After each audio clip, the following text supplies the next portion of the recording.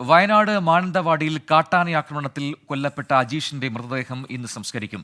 ചാലിഗതിയിലെ വീട്ടിൽ പൊതുദർശനം നടക്കുകയാണ്. അതേസമയം ജനവാസ മേഖലയിൽ ഇറങ്ങിയ കാട്ടാന വനാതിർത്തി മേഖലയിൽ തന്നെ തുടരുകയുമാണ്. ആനയെ തുരത്താൻ രാത്രി വൈകി വനംവകുപ്പ് നടത്തിയ ശ്രമത്തിനെതിരെ നാട്ടുകാർ പ്രതിഷേധവുമായി രംഗത്തെത്തി. ആനയെ മയക്കുവെടി വെച്ച് പിടികൂടാനാണ് ഇപ്പോൾ വനംവകുപ്പിന്റെ നീക്കം. കുങ്കിയാനകളടക്കമുള്ള ദൗത്യ സംഘം മേഖലയിലെത്തി. മയക്കുവെടി വെച്ച് പിടികൂടിയാൽ ആനയെ മുത്തങ്ങയിലേക്ക് മാറ്റും. സജോ ദേവസ്വം നൽകും വയനാട്ടിലെ ചാലിഗദ്ദയിൽ നിന്നും ഏറ്റവും പുതിയ വിവരങ്ങൾ. സജോ, അജീഷിന്റെ സംസ്കാരം ഇന്ന് ഉച്ചയോടെ നടക്കുമെന്നാണ് ഇപ്പോൾ ലഭിക്കുന്ന വിവരങ്ങൾ. അതിന്റെ ക്രമീകരണങ്ങൾ എന്തൊക്കെയൊപ്പം തന്നെ ആനയെ പിടിക്കാനുള്ള ദൗത്യ സംഘം അത് സജ്ജമായി കഴിഞ്ഞിട്ടുണ്ട് അവിടെ എന്നറിയുന്നു. അതിന്റെ കൂടി വിവരങ്ങൾ.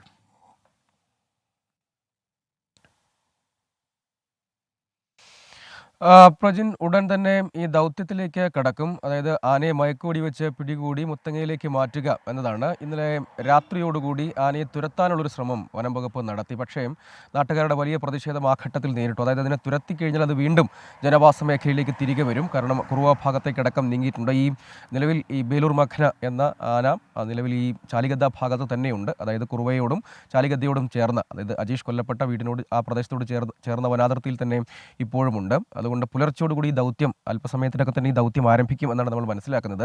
RRT സംഘം കഴിഞ്ഞ ദിവസം മുതൽ സ്ഥലത്ത് ക്യാമ്പ് ചെയ്യുന്നുണ്ട്. അകലമിട്ട് ആനയെ നിരീക്ഷിക്കുന്നുണ്ട്. ഒരു സുരക്ഷിതമായ സ്ഥാനത്തേക്ക് എത്തിച്ചതിന് ശേഷമായിരിക്കും, അതായത് മയക്കുവെടി വെക്കണമെങ്കിൽ അതിന് സുരക്ഷിതമായ ഒരു സ്ഥാനത്തേക്ക് എത്തിക്കേണ്ടതുണ്ട്. ആ ഒരു സ്ഥലത്തേക്ക് നീക്കാനുള്ള ശ്രമം, ആ ഒരു ഇടത്തേക്ക്, സുരക്ഷിതമായ ഒരു ഇടത്തേക്ക്, അനുയോജ്യമായ ഒരു സ്ഥലത്തേക്ക് ഇറക്കാനുള്ള നീക്കം, അതായത് ശബ്ദമുണ്ടാക്കിയോ മറ്റുമൊക്കെ ഇറക്കാനുള്ളൊരു നീക്കമാണ് ഇപ്പോൾ പുരോഗമിക്കുന്നത്. വെറ്റിനറി സംഘം വിപുലീകരിച്ചിട്ടുണ്ട്. ഡോക്ടർ അജീഷ് മോഹൻദാസിൻ്റെ നേതൃത്വത്തിലുള്ള സംഘമാണ്. കൺസർവേഷൻ ബയോളജിസ്റ്റുകൾ അടക്കമുള്ള സംഘവും അക്കാര്യത്തിലുണ്ട്. അങ്ങനെ ഈ സംഘത്തെ തന്നെ വിപുലീകരിച്ചിട്ടുണ്ട്. കൂടുതൽ വെറ്റിനറി ഡോക്ടർമാരെ അടക്കം ഈ ടീമിൻ്റെ ഭാഗമാക്കിയിട്ടുണ്ട്. ഏതെങ്കിലും തരത്തിലുള്ള ബുദ്ധിമുട്ട് ഉണ്ടാകാതിരിക്കുന്നതിന് വേണ്ടി CCF മാനന്തവാടിയിൽ ക്യാമ്പ് ചെയ്യുന്നുണ്ട്, കാര്യങ്ങൾ നിയന്ത്രിക്കുന്നതിനൊക്കെ വേണ്ടി. ഇതിനിടെ അജീഷിൻ്റെ ഈ കാട്ടാനക്കലിയിൽ അജീഷിൻ്റെ ജീവൻ നഷ്ടമായത് മലയോര മേഖലയിൽ, സംസ്ഥാനത്താകെ, മലയോര മേഖലയിൽ പ്രത്യേകിച്ചും സംസ്ഥാനത്താകെയും എല്ലാവരെയും നടുക്കിയൊരു സംഭവമാണ്. വീട്ടുമുറ്റത്താണ് അജീഷ് കൊല്ലപ്പെടുന്നത്.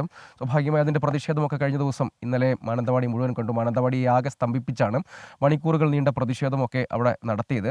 അതുകൊണ്ട് ഈ മേഖലയിൽ ഇനിയും ഇത്തരം സാധ്യതകളൊക്കെയുണ്ട്. അതൊക്കെ കുറേ കൂടി ജാഗ്രതയോടുകൂടി ഈ വിഷയങ്ങളെല്ലാം കൈകാര്യം ചെയ്യണമെന്ന ആവശ്യമൊക്കെ വരുന്നുണ്ട്. ഏതായാലും ഇപ്പോൾ പ്രഥമ പരിഗണന ഈ ദൗത്യത്തിനാണ്. ഇതിനുശേഷമുള്ള കാര്യങ്ങളെക്കുറിച്ചൊക്കെ നാട്ടുകാർക്ക് പലവിധ അഭിപ്രായങ്ങളുണ്ട്. അവരുടെ പ്രതിഷേധങ്ങളൊക്കെ കഴിഞ്ഞ ദിവസത്തെ പ്രതിഷേധത്തോടുകൂടി അവസാനിച്ചു എന്ന് കരുതുക വയ്യ. അത്തരം നടപടികൾ ഇപ്പോൾ തൽക്കാലം അടിയന്തരമായി ചെയ്യേണ്ടത്. കാരണം നേരത്തെ തുരത്തിയാൽ അത് തിരികെ കാട് കയറി പൊയ്ക്കൊള്ളും എന്ന നിലപാടൊക്കെ ചില ഉദ്യോഗസ്ഥരെ സംബന്ധിച്ചിടത്തോളം എങ്കിലും ഉണ്ടായിരുന്നു. പക്ഷേ അങ്ങനെ വേണ്ട, അത് വീണ്ടും മടങ്ങി വരാനുള്ള സാധ്യതയുണ്ട്. അത് പരിഗണിച്ചുകൊണ്ട് പിടിച്ചു മാറ്റുക, അതായത് മയക്കുവെടി വെച്ച് പിടികൂടി മാറ്റുക എന്നത് മാത്രമാണ് പോകുമ്പോഴേ, അതല്ലെങ്കിൽ കൂടുതൽ പേരുടെ ജീവനും സ്വത്തിനുമൊക്കെ അത് ഭീഷണിയായി തുടരും എന്ന ആശങ്കയാണ് നാട്ടുകാർ പങ്കുവയ്ക്കുന്നത്.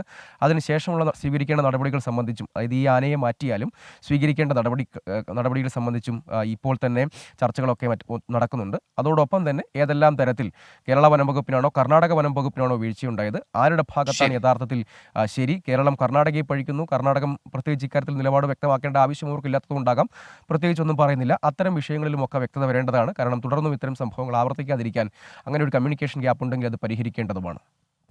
സജോ ദേവസ്യാണ് വയനാട്ടിൽ നിന്നും വിശദാംശങ്ങൾ നൽകിയത്.